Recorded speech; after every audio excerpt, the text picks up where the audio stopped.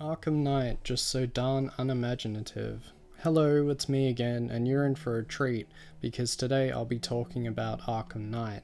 It's more than a little late, but better late than never. I'm going to be using the word unimaginative a lot, and also the word boring. Normally I would consider talking about professional wrestling or something pro wrestling related, as I'm a fan of it. Well, at least of the promotions that I consider to be worthy of my time.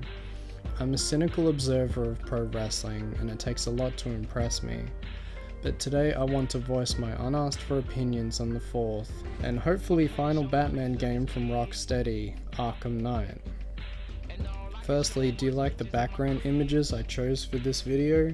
I do. If only Batman would die. There's honestly nothing left for him to do, the boring loser that he is. In this video I will be addressing Rocksteady with my criticisms of the game, so you, the viewer, just be aware of that.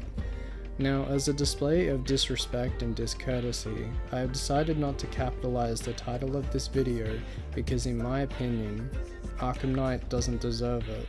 I feel Rocksteady deserves this slight and a real shock to the system after releasing this crappy addition to the boring Batman series. Did we really need this forgettable title? I'm not gonna say anything about what my cousin Anita Sarkeesian thinks in regards to any sexism and treatment of female-shaped polygons in this game, because there is no sexism in this game. This is a work of fiction and has no bearing on real life.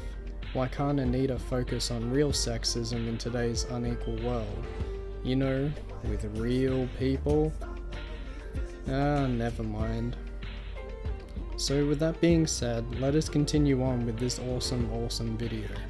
I haven't played Arkham Knight because honestly, everyone on YouTube with interest in the game has done so already, and they've provided me with all the information I need in order to criticize this boring title, this game that revolves around a character that should just die.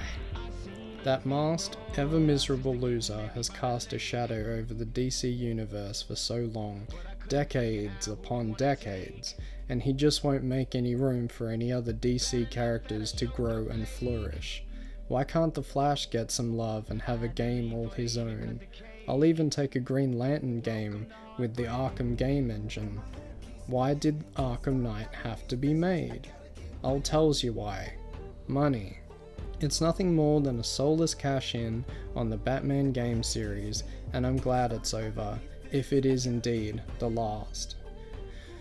Then sure enough, Superman is going to come along in a new series, and that's going to be boring to me as well. Maybe it'll happen, maybe it will come along, who knows. Now, whoever thought that Batman should be tanking around Gotham City, whoever thought that Batman in a tank was a good idea in the first place, should hang his head. The Riddler portion of the game is so stupid, and the creator of it should be fired, in my opinion. Seriously, fire that guy. Someone should totally yell at him. Alright, who was in charge of the Riddler portion of the game? Oh, it was you? Okay, you're fired. Besides this game, has Batman ridden in a tank and engaged in the Riddler's puzzles? This is garbage that I doubt has ever been seen in the comic books. Don't make the Batmobile a tank, you moron, and everyone who agreed to it, along with the Riddler's BS, is incredibly dim-witted. Moving on from that facet of this game's absolute stupidity, I have another criticism. Seeing that Gotham City was again devoid of civilians shows that this game series has stagnated. Rocksteady should read Batman comic books and see whether or not the whole freaking city leaves whenever one or more of those useless villains attempts to execute a deeply flawed plan. A whole city that's been terrorized by easily beatable enemies is insulting to my intelligence because I know for a fact that Batman is going to win. There's no stakes. When has that loser with a cape and cowl ever lost? Never. Yes, he's been beaten up and has had his back broken, but that's the extent of it. Gotham has never been destroyed, nor had some villain hold dominion over it.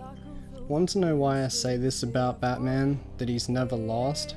Because he's still here. I know he's going to overcome the odds and win in his cyborg suit. If not, that boring man would have died already. By the way, when in the Batman comics has Batman ever used a cyborg suit? Almost never. It's supposed to be combat armor, not a cyborg suit that rips off Iron Man's moving parts. That suit utilized in Arkham Knight looks so stupid. Did the designer see the slogan for Superman that said he was the Man of Steel and think he should apply that to Bruce? It's a dumb imagining of Batman, and I'm glad that the series is over. Oh, and I never want to see the Joker again either. That parasite should have been gone after the first game. But no, fanboys just wanted to see him because he's the Joker. Seriously, I don't want to see the Joker anymore. I don't care if the developers have a hard-on for Mark Hamill. The Joker is boring, and he's taking the spot of another Batman villain. You boring, unimaginative game developers at Rocksteady. The first Batman game was the reason I bought a PS3 and a widescreen TV, and I enjoyed most of that game. Years on, and this is what Batman has been reduced to, a cashing game that has so many glaring flaws within it. Why did the Joker have to be in it again?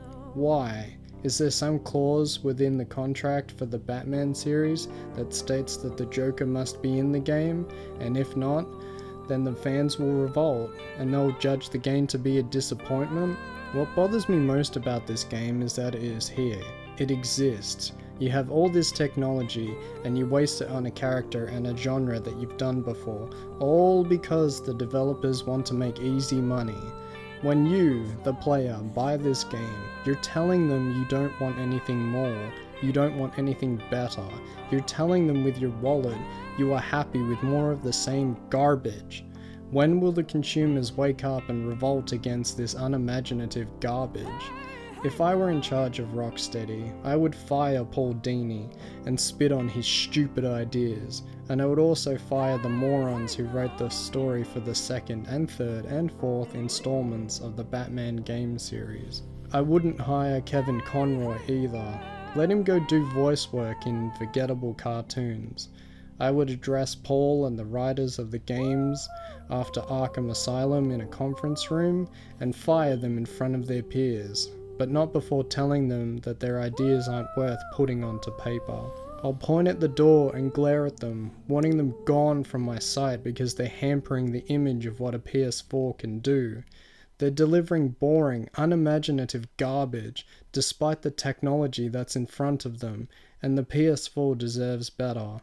I'm splitting this script into two, so please watch part 2 after this. Cheers.